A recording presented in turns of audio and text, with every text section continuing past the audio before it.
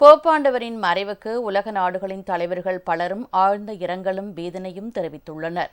பிரதமர் நரேந்திர மோடி வெளியிட்டுள்ள இரங்கல் செய்தியில், ஆன்மீக தைரியத்தின் கலங்கரை விளக்கமாக விளங்கியவர் போப் பிரான்சிஸ் என்று தெரிவித்துள்ளார். இந்த துயரமான தருணத்தில் உலகளாவிய கத்தோலிக்க சமூகத்திற்கு தனது மனமார்ந்த இரங்கலை தெரிவித்துக் கொள்வதாகவும் பிரதமர் கூறியுள்ளார்.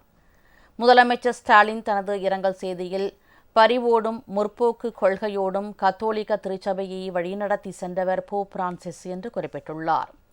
வறியவர் மீதான அர்ப்பணிப்பு, புறக்கணிக்கப்பட்டவர்களுக்கான அரவணைப்பு, நீதி, அமைதி மற்றும் மதங்களுக்கு இடையிலான உரையாடலுக்கான அவரது முன்னெடுப்புகள் கத்தோலிக்க உலகத்தை தாண்டியும் அவருக்கு பெரும் மரியாதையை பெற்றுத்தந்ததாக முதலமைச்சர் ஸ்டாலின் கூறியுள்ளார். தவேகா தலைவர் விஜய் தனது இரங்கல் செய்தியில், போப் பிரான்சிஸ் மறைவு அமைதியை விரும்புவோருக்கு பேரிழப்பு என்று தெரிவித்துள்ளார். போப்பை பின்பற்றுபவர்களுக்கு தனது மனமார்ந்த இரங்கலை தெரிவித்துக் கொள்வதாகவும் விஜய் குறிப்பிட்டுள்ளார். இயேசு அழைக்கிறார் அமைப்பின் தலைவர் பால் தினகரன் உள்ளிட்ட கிறிஸ்தவ தலைவர்கள் பலம் போப்பாண்டவரின் மறைவுக்கு இரங்கல் தெரிவித்துள்ளனர்.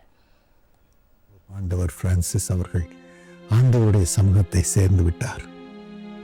12 வருடங்கள் உண்மையாக ஏழை மக்களுடைய தோழனாக, ஆண்டவர் இயேசுவின் குணாதிசயமாகிய தாழ்மை, அன்பை, மன்னிக்கும் சுபாவத்தை சுமந்தவராக அவர் செயல்பட்டார். அவர் ஏழ்மை கோலத்தை எடுத்து போப்பாண்டவராக இருந்த பொழுதும் எல்லா ஜனங்களும் தன்னிடம் வர வேண்டும், அவள் குறைகளை தன்னிடம் சொல்ல வேண்டும், அவர்களை அவர் அரவணைக்க வேண்டும் என்ற நிலைமையில் வாழ்ந்து வந்தார். பெரிய வியாழனன்று 12 பெண் சிறை கைதிகளின் பாதங்களை கழுவி முத்தமிட்டது உண்மையில் இயேசுவின் குணாதிசயத்தை காட்டுகிறது.